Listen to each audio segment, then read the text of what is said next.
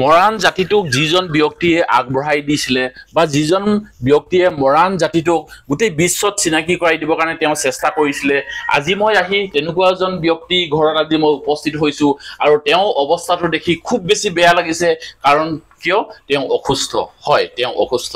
নমস্কাৰ সকলোকে অচকাই অসম অন্য এটা ভিডিঅ'লৈ স্বাগতম জনালো। আজি মই আপোনালোকক যিহেতু কৈছো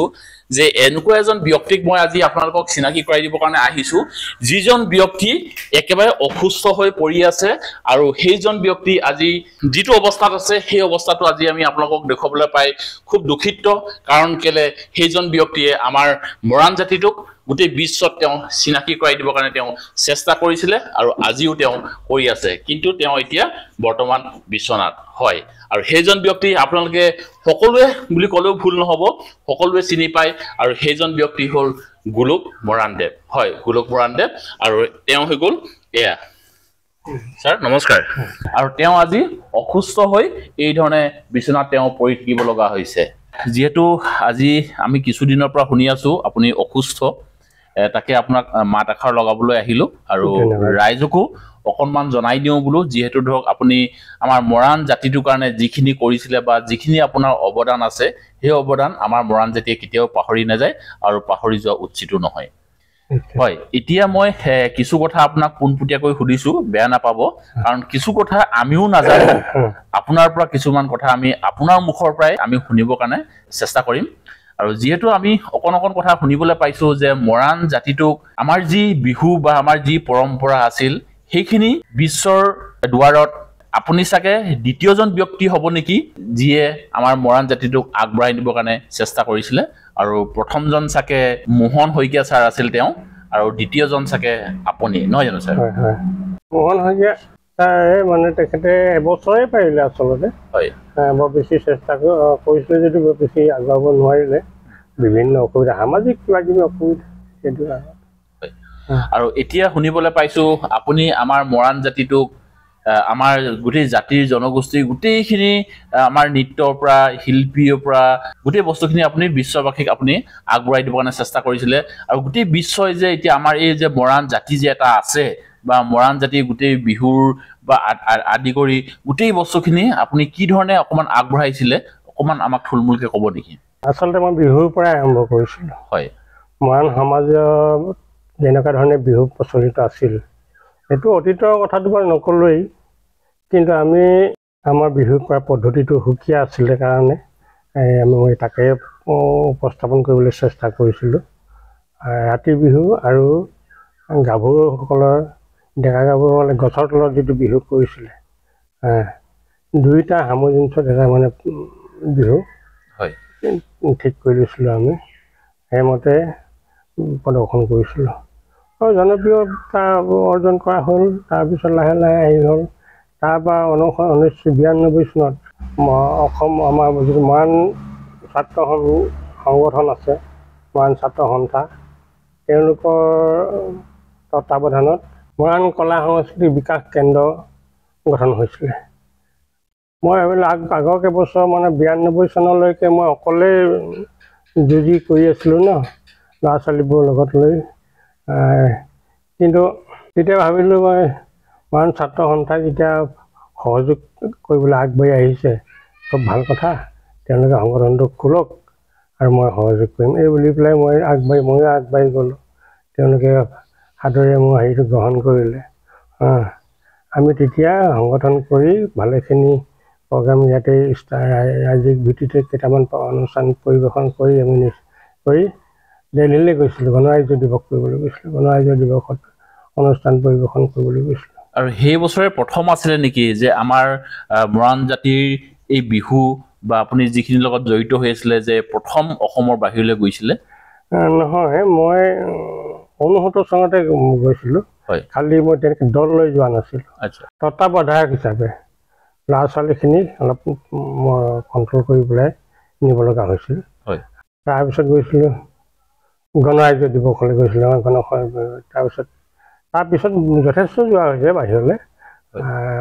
অসমৰ বাহিৰলৈ। আপুনি অসমৰ বাহিৰত ক'ত ক'ত আমাৰ মৰাণ জাতিটোক আপুনি চিনাকি দিবৰ কাৰণে চেষ্টা কৰিছিল? এই ধৰক দিল্লী, এইফালে আপোনাৰ দক্ষিণ ভাৰতৰ ফালে গুজৰাট, ভোপাল আছিলে, আৰু মানে অসমৰ বাহিৰত আপুনি বহু কেইখন ৰাজ্যত আপুনি আমাৰ অসমীয়া মৰাণ জাতিটোক আপুনি চিনাকি দিবৰ কাৰণে সক্ষম হৈছিল নহয় জানো কলিকতাত আছিলে ত্ৰিপুৰাত আছিলে হয় ত্ৰিপুৰা দিৱস তাৰপিছত আকৌ নাগালেণ্ড আছিলে হৰ্ণবিল ফেষ্টিভেল তেনেকে এতিয়া মোক মনত পৰা নাই এনেকুৱা আছিলে ইয়াতে মই আৰু এটা কথা আপোনাক সুধিব বিচাৰিছো ৭০ দশকক যেতিয়া আমাৰ মৰাণ জাতিটোৰ ধৰক বিহুবিলাক খুব লুকাই লুকাই টেঙাৰ তলত গোৱাৰ কথা কিছুমান আমি শুনিছিলো এইটো কথাখিনি অকমান আমাক বুজাই ক'ব নেকি আমাৰ সমাজৰ মুৰব্বী মানুহে কেইজনমান এখন মিটিঙত টঙনাত হোৱা এখন মিটিঙত আমাক বেয়াকৈ সমালোচনা কৰিলে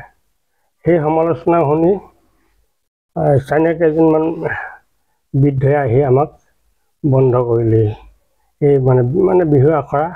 বা বিহু বাহিৰলৈ উলিয়াই নিয়াটোত আপত্তি কৰিলে কিন্তু আমি হতাশ নহ'লোঁ মই আকৌ গুৱাহাটীত আছিলোঁ তেতিয়া গুৱাহাটীলৈ গৈছিলোঁ প্ৰগ্ৰেম ফিক্স কৰিবলৈ ফিক্স কৰি আহিলোঁ আহি দেখিছোঁ মানে ইহঁতে আখৰা কৰিব পৰা নাই সেইটো কাৰণে তেতিয়া মই খবৰ ল'লোঁ কি হ'ল কি নহ'ল তেতিয়া ক'লে গোটেইখিনি তাৰপিছত কি কৰিলোঁ বেলেগ টেঙাবাৰীত এই নৰেশ্বৰ মৰাণ দেউতাক ধনিতা মৰাণে আমাক তেখেতৰ নিজৰ টেঙাবাৰীত খোলা চিকনাই দি আমাক আখৰা কৰিবৰ কাৰণে সুযোগ আনি দিলে সেইটো কথাই কৈছে আমি তেনেকৈ কৰিবলগা হৈছিল তাৰপিছত মই সমাজৰ কথা নেমানি পেলাই টীম লৈ গুচি গ'লোঁ গুৱাহাটীলৈ আমাৰ তাত প্ৰগ্ৰাম কৰাৰ পিছত যেতিয়া পেপাৰত খুব ফটোবোৰ ওলালে তেতিয়া অলপমান মানুহবিলাকক চবৰ কাণ মুকলি হ'ল আৰু যেতিয়া আপুনি ধৰক অসমৰ গুৱাহাটী বা বিভিন্ন স্থানত যেতিয়া আপুনি লৈ গৈছিল বা অসমৰ বাহিৰত যেতিয়া আপুনি আমাৰ মৰাণ জাতিৰ বিহুবিলাক আপুনি প্ৰদৰ্শন কৰিবৰ কাৰণে চেষ্টা কৰিছিল তাত আপুনি কি প্ৰদৰ্শন কৰিছিল আমাৰ মৰাণ ধৰক আপোনাৰ গছতলৰ বিহুটো প্ৰদৰ্শন কৰিছিল নে আমাৰ ৰাতি বিহুবিলাক প্ৰদৰ্শন কৰিছিল নে কি কৰিছিল নাই গছতলৰ বা ৰাতি বিহু বুলি পেলাই নহয় দুইটা সংমিশ্ৰণ যিখিনি উপস্থাপন কৰিব পৰা যায় সেইখিনি কৰিছিলোঁ আৰু মঞ্চততো সকলোখিনি কৰিব পৰা নাযায় যিখিনি পৰা যায় ঠিকেই আমি মানে ৰাতি বিহু যেনেকৈ আৰম্ভ কৰে ঠিক তেনেকুৱাকৈ আৰম্ভ কৰি পেলাই বাকী নাচ বাগবোৰ ডেকা গাভৰুৰ মাজত যিখিনি নাচ বাগ কৰা হয় সেইবোৰ কৰিছিলোঁ আৰু যোৱাৰ নাম ইত্যাদিবোৰ আছিল আচ্ছা এতিয়া কিছুমান ব্যক্তিয়ে কয় যে ধৰক আমাৰ গাঁৱৰ ভিতৰত যিটো ধৰক আচল পৰম্পৰাত যিখিনি নীতি নিয়মত গছতলৰ বিহু বা ৰাতি বিহু চলি আছে এইখিনিতো আমাৰ সুকীয়া কিন্তু এই বস্তুটো ধৰক বাহিৰলৈ যেতিয়া গুচি যায় এইখিনি বাহিৰত গৈ পিনি অকণ বিজতৰীয়া হৈ গৈছে বুলি বহু ব্যক্তিয়ে কয় বিজতৰীয়া হৈ গৈছে মানে কথা এটা মোৰ সেইটো দ্বন্দ্ব মোৰো আছে এতিয়া হৈছে আগত হোৱা নাছিলে আৰু এতিয়াতো টীম ধেৰ হ'ল কোনে কি কৰিছে আমিতো সিমানখিনি হিচাপ ৰাখিব নোৱাৰোঁ এতিয়া মানে মোৰ লগত দ্বন্দ্বতে চিন্তা আছে মই তেনেকৈ বিজতৰীয়া হ'বলৈ মই নিদিছিলোঁ আচলতে গাঁৱত যেনেকৈ চলিছিলে তাকে অলপমান সজাই পৰাই লৈ যাতে তাৰ ধৰ্মটো নষ্ট নহয় ধৰ্ম নষ্ট নোহোৱাকৈ সজাই পৰাই লৈ পেলাই মই উপস্থাপন কৰিছিলোঁ কিন্তু পিছলে সেইটো ধৰি ৰাখিব পৰা নহ'লগৈ এতিয়াও আমি দেখিছোঁ বিহু মানে প্ৰায় আপোনাৰ সৃষ্টিশীলত গুচি গৈছেগৈ সৃষ্টিশীল মানে একেবাৰে সৃষ্টিশীলেই এতিয়া মানে কাউণ্টিং কৰে মানে এইটো লোকনৃত্যটো মানে খোজ গন্তি কৰি হেৰি নকৰে না এতিয়া সেইবোৰ হৈছে গীত নাটতো তেনেকুৱা হৈছে ঢোলৰ চাপৰো বহুত বদলি হ'ল এতিয়া সেইবোৰ হ'বই হয় আৰু সেইবোৰ কথাবোৰ বেছি বাধা দিলেও এতিয়া ল'ৰা ছোৱালীয়ে সহজে মানি নলয় বহু ব্যক্তিয়ে কয় সময়ৰ লগত খাপ মিলাই পেলাই এতিয়া বহুতে মানে পৰিৱৰ্তন কৰিবৰ কাৰণে চেষ্টা কৰিছে বুলি বহু ব্যক্তিয়ে কয় কিন্তু একচুৱেল যিটো আমাৰ পৰম্পৰা নীতি নিয়ম কিন্তু সেইটো কিন্তু আমাৰ গাঁও সমাজত আহিলেহে পোৱা যাব নহয় জানো চাবৰ কাৰণে গাঁৱতো আজিকালি নোহোৱা হৈছে প্ৰায় কাৰণ চাৰিওফালে সেইটোৱে হৈছে এতিয়া কাউণ্টিং কৰি মানে হিচাপ কৰি নাচায় বা পৰিহেৰিত যিটো মানে এইটো বস্তু কি কাৰণে হৈছে যেন লাগিছে আপোনাৰ যিহেতু ধৰক এতিয়া কম্পিটিশ্যন হৈ গৈছে কাৰণ পুৰস্কাৰ দিয়া হৈছে সেইটো কাৰণে এই কথাবিলাক আহি গৈছে নাই এইটো মানে ল'ৰাবিলাকে বুজা নাই লোকনৃত্য পাৰ্থক্যটো বুজি পোৱা নাই আমি যিটো বাহাল ৰাখিব লাগে আমি যিটো তাক ধৰি ৰাখিব লাগে সেই কথাটো চেষ্টা কৰা নাই তেওঁলোকে সেইটো কৰিলে বুজি পালে হ'ব তেনেকৈ চৰ্চাও হোৱা নাই মোৰ বিশেষ যিয়ে যি জানে তাকে কৰি গৈ আছে কোনেওতো বাধা দিয়া নাই আৰু আগতে কি আছিলে কোনেওতো নাজানে এতিয়া চাম মানুহে এতিয়া নহয় তেতিয়া খুব বেছি 50ৰ দশকৰ ক'ৰবাত দুই এজন আছে, তেওঁলোকে এইবোৰ ক'বও নোৱাৰে এতিয়া বিচাৰি বাকী ৭০ দশকৰ পৰা যিখিনি মানুহ আছে সেইখিনি মানুহে চাইছে, সেইখিনি মানুহে দেখিছে, সেইখিনি মানুহে নাচিছে, গাইছে, বাইছে সিহঁতে বৰ বেছি পুৰণি কথা নাজানে না, সিহঁতে আগৰ কথা শুনাও নাই, এইবোৰ চৰ্চাও হোৱা নাই, আচলতে চৰ্চা হোৱা নাছিলে সিহঁতে। গতিকে যি সময়ত যি দেখি গৈছে তাকে মানি লৈছে। এতিয়া নতুন চাম ল'ৰা ছোৱালীয়েতো যিখিনি দেখিছে তাকে মানে হয় বুলি মানি লৈছে নহয়। আৰু সিহঁতে বোলে মঞ্চত নাচিবলৈ গ'লে এনেকেই নাচিব লাগে, এনেকুৱা ধাৰণা এটা হৈ গৈছে তেওঁলোকৰ। যে আমি এতিয়া আমাৰ এই মোৰ মিছেছে হওক বা দুলভাই হওক আৰু আমাৰ সেই সময়ত যিখিনি ল'ৰা ছোৱালীক নচুৱাইছিলোঁ, তেওঁলোকে আখৰা নকৰিলেও হয়, মাত্ৰ অকণমান মিলাই লৈ আৰু নাচটো ঘূৰাণ পকন। তেওঁলোকে ঢোলৰ চাপৰ চিনি পায়, তেওঁলোকে জাত মাতৰ কথা জানে। গতিকে কোনটো সুৰত কোনটো জাত গালে, কোনটো বিহুনাম গালে, ক'ত শেষ হ'ব, কেনেকৈ ঘূৰিব লাগিব সিহঁতে জনা আছে। গতিকে সিহঁতে আখৰাৰ প্ৰয়োজন নাই আৰু সিহঁতৰ ভুল নহয়। আমাৰ দুলভাইতো ক'ত ৰিহাৰ্চেল আখৰাৰ কাৰণ আছিলে, সি কিন্তু বহুত নাছিলে। মঞ্চত নামিলে বুলিলে ঠিক এফালে হেণ্ডছে ভালমতে বজালে গালে, তাই একদম নিৰ্ভুলভাৱে নাচি থৈ গুচি আহিব পাৰিছিলে। কি কাৰণে পাৰিছিলে? সেইটো কাৰণে সেইটো আইডিয়া আছিলে। তাৰমানে আপুনি এইখিনি কথা ক'ব বিচাৰিছে মানে ৫০ দশকৰ যিখিনি ব্যক্তি আছিলে তেওঁলোকো ধৰক আজিৰ দিনত প্ৰায় খুব কমেই আছে, বা সেইখিনি আছে যদিও ক'ৰবাত দুই এজন ধৰক চৰ্চা হোৱা নাই। আৰু ৭০ দশকৰ যিসকল ব্যক্তি আছে বা আছিল, তেওঁলোকে চাগে দেখাক দেখি পেলাই যিখিনি বিহুৰ লগত কথা তেওঁলোকে ধৰিব পাৰিলে, সেইখিনি বস্তু অকণমান আগবঢ়াই দিবৰ কাৰণে চেষ্টা কৰিলে। আৰু এতিয়া যিখিনি উঠি অহা প্ৰজন্মই এতিয়া বিহু দেখিছে, সকলোৱেতো প্ৰায়বিলাকেতো এতিয়া ষ্টেজতে প্ৰগ্ৰেম দেখিছে আৰু প্ৰত্যেকে ভাবে চাগে বিহু এনেকুৱাই, আৰু সেইকাৰণে চাগে এতিয়া বিহু আমাৰ এতিয়া অকণমান সৃষ্টিশীলত বা অলপ বিজেপিয়া টাইপত গুচি গৈছে কথাখিনি, নহয় জানো? সেইটোৱেই আচলতে সময় অনুসৰি ধৰক ৭০ দশকৰ যিখিনি মানুহে বিহুৰ বিষয়ে চৰ্চা কৰিছিলে, দেখিছিলে, এতিয়া কৰিছিলে, সেইসকলক হ'লেও যিসকলে কৰিছে এটা চাম। ৫০ৰ দশকৰ ডেকা গাভৰুসকলে বিহু কৰা বা আলোচনা কৰা ইত্যাদিবোৰ শুনিছিলে, তেওঁলোকে সেইমতে ফ'ল' কৰিলে। তাতকৈ আগৰখিনিয়ে এনেকৈ আহি আছে আৰু মই এতিয়া ক'ব জানা। ছাৰে আমাক গোটেইখিনি কথা ক'বৰ কাৰণে চেষ্টা কৰিছে, কিন্তু যিহেতু ছাৰ অসুস্থ আৰু বেছি কথা তেওঁ ক'ব পৰা নাই, যিহেতু তেওঁৰ ফেফনি ভাৱটো আহি গৈছে। আৰু আপোনাৰ এই যে আপুনি যে ধৰক এতিয়া এনেকে বিচনাত পৰিব লগা হ'ল, 2 বছৰ হ'ল, 2 বছৰ হ'ল, 3টা বিহু হ'ব এতিয়া। এই বিহু হ'ল আপোনাৰ 3টা বিহু হ'ব, মানে প্ৰায় 3 বছৰ বুলি ক'লেও বেয়া নহয়। এতিয়া বহাগ পালেহি আপোনাৰ। এই 3 বছৰ আপুনি এই ধৰণে পৰি আছে আৰু আপোনাৰ হৈছে কি পেৰালাইচিছ? হয়। আপোনাৰ সোঁ চাইড নে বাওঁ চাইড? সোঁ চাইডটো ডেমেজ, গোটেইটো সোঁ চাইড। ভৰিখন ডেমেজ, এইটো এতিয়া মানে অকমান্য, এই হাতখন অকমান্য। কালি আৰু অকণমান লৰচৰ কৰি থাকিব পাৰোঁ, ৰাতি বৰ বিষ হয়, গধুৰ। এইবোৰ দৰৱ খাই আছোঁ, চিকিৎসা কৰি আছোঁ। কালি পৰহি মেডিকেলৰ পৰা আহিছোঁহে, এনেকৈ মাজে মাজে গৈ থাকোঁ। আপোনাৰ যে এই যে গতি আছে, আপোনাক এতিয়া আমাৰ মৰাণ জাতিয়ে হওক বা বিভিন্ন দল সংগঠনে আহি আপোনাক অকণমান মাত এষাৰ লগাই থৈ গৈছেনে? দল আহি সেই সময়তে আহিছিলে কিছু, বৰ যেনেকৈ আহিব মোক অলপ উৎসাহ দিব লাগিছিলে, সিমানখিনি হোৱা নাই বাৰু। তথাপি একেবাৰে নাই অহা বুলি ক'বও নোৱাৰি, আহিছে। আপোনাৰ মনত কিবা ক্ষোভ আছে নেকি, বা আপুনি কিবা কাৰোবাক কিবা কথা ক'ব লগা আছে নেকি? ক্ষোভটো আৰু থকাটো স্বাভাৱিকেই, বুজিছেনে? মোৰ সেই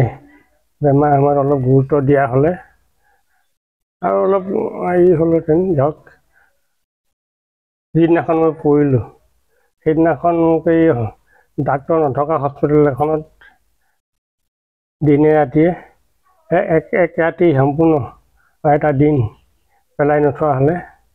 মোৰ আৰু অৱস্থা অলপ ভাল হ'লহেঁতেন যেন মোৰ অনুভৱটো দেই। কাৰো প্ৰতি মোৰ আক্ষেপ নাই, কিন্তু সামূহিকভাৱে যিসকলে নিছিলে সেই ৰূপাইত নাৰাখি পেলাই মোক কমেও তিনিচুকীয়া বা ডিব্ৰুগড়ত যদি পहुঁচাই দিলেহেঁতেন তেতিয়া অলপ কিবা হ'লে তাৰপিছত মোৰ ঘৰৰ মানুহ গৈ পালেগৈহেঁতেন সেইটো খুব আছে সেইটো ক'ব নালাগে আৰু ইয়াত মোক ক'বই নালাগিছিলে মোৰ মনত থাকি গ'ল আৰু সেইটো তাৰপিছত আৰু সেইকেইদিনতে মানুহ কিছুমান আহিলে মাত এষাৰ মাতিবলৈ মাজে মাজে ক'ৰবালৈ আহোঁতে হেৰি কৰিলে তাৰপিছত নাই এতিয়াতো খবৰ নাই আৰু মই আছোঁ নে নাই নে কি হৈছে কি নাই খবৰ মানুহৰ নাই আৰু যিহেতু আপোনালোকে সকলোৱে ছাৰৰ অৱস্থাটো দেখিছে আৰু যদিহে আপোনালোকে যদি ছাৰৰ যদি খবৰ ল'বৰ কাৰণে যদি আপোনালোকে যদি চেষ্টা কৰে বা যদি আপোনালোকে ভাবে মই স্ক্ৰীনত ছাৰৰ নাম্বাৰটো মই ডিছপ্লেত দি দিছোঁ আপোনালোকে ছাৰৰ লগত যোগাযোগ কৰি পেলাই আপোনালোকে ছাৰৰ খবৰ ল'ব পাৰিব আপোনাক মই আৰু এটা কথা সুধোঁ বিহু সুৰক্ষা সমিতিৰ অসমৰ এখন অধিৱেশন অহাকালিৰ পৰা চলিব তাত আপুনি কিবা শুভেচ্ছাবাণী বা আপোনাৰ মনৰ কিবা কথা ক'ব চেষ্টা কৰিব নেকি তামোলপুৰত অহাকালিৰ পৰা বিহু সুৰক্ষা সমিতি অসম নামৰ সংগঠনটোৰ ৭ম অধিৱেশন অনুষ্ঠিত হ'ব ৭ম কৈছিলোঁ এই অধিৱেশনলৈ মই যাব নোৱাৰি পেলাই অন্তৰত বৰ দুখ লাগিছে কাৰণ মই 1910 চনত যেতিয়া এইখন আৰম্ভ হয় 2010ত আৰম্ভ হয় সোণাৰীত তাতেই মই ভাইচ প্ৰেছিডেণ্ট আছিলোঁ অনুষ্ঠানলৈ মোক মানে মাতিলে গৈছিলোঁ ভাইচ প্ৰেছিডেণ্টৰ দায়িত্ব দিছিলে তাৰপিছৰ পৰা মই প্ৰেছিডেণ্টৰ টেবুলতে আছোঁ 21-22ত মই সভাপতি আছিলোঁ তাৰপিছত মুখ্য উপদেষ্টা হিচাপে মোক ৰাখিছিলে মুখ্য উপদেষ্টাত আছিলোঁ কিন্তু মই কাম কৰিব নোৱাৰিলোঁ যেনিবা তালৈ মই যাব নোৱাৰিলোঁ তথাপি মোৰ সহযোগীসকলৰ বাবে মই সহযোগীসকলক মই ধন্যবাদ দিছোঁ তেওঁলোকে বহু কষ্ট কৰি ইমান দূৰত গৈ কৰিছেগৈ আৰু তাত আয়োজন খুব ভাল হৈছে বুলি মই শুনিছোঁ আৰু আয়োজক সমিতি তাৰপিছত আমাৰ কেন্দ্ৰীয় সমিতি তাৰপিছত তাতে অংশগ্ৰহণ কৰিবলৈ যোৱা প্ৰতিনিধিবৰ্গ সকলোলৈকে মই এটা স্থানীয় মানুহ ব্যক্তিসকলকো মই শুভেচ্ছা জনাইছোঁ যাতে এখন সফল হয় ভালমতে সমাপন কৰিব পৰা যায় তাৰ চেষ্টা কৰিবলৈ এইখিনি ছাৰৰ মনৰ কথাখিনি আপোনালোকৰ আগত প্ৰকাশ কৰিলে আৰু ছাৰে যিহেতু বেছি কথা ক'ব নোৱাৰে অকণমান কথা ক'লে তেওঁ ফেফনি আহি যায় ভাগৰ লাগি যায় সেইকাৰণে ছাৰকো আমি আৰু বৰ বেছি কষ্ট নিদিওঁ ছাৰক আজি আমি আপোনালোকক ছাৰৰ অৱস্থাটো অকণমান দেখুৱাবৰ কাৰণে চেষ্টা কৰিলোঁ আপোনালোকে দুখদাই নধৰিব আৰু ছাৰৰ নাম্বাৰটো মই স্ক্ৰীণত যিহেতু দিয়ে থৈছোঁ আপোনালোকক মই কৈছোঁৱেই ছাৰৰ লগত আপোনালোকে যদি কিবা কথা থাকে আপোনালোকে ব্যক্তিগতভাৱে ছাৰৰ লগত কথা পাতি ল'ব পাৰিব এই ভিডিঅ'টো আপোনালোকে কেনেকুৱা পালে আপোনালোকে কমেণ্টত জনাবৰ কাৰণে নাপাহৰিব আৰু ভিডিঅ'টো আৰু বৰ বেছি দীঘল নকৰোঁ ভিডিঅ'টো আজি ইয়াতে সামৰণি মাৰিছোঁ অন্য এটা ভিডিঅ'ত অতি সোনকালে লগ পোৱাৰ প্ৰতিশ্ৰুতি আজি এই ভিডিঅ'টো পাই বিদায় কৰোঁ ধন্যবাদ থাকিল জয় আই অসম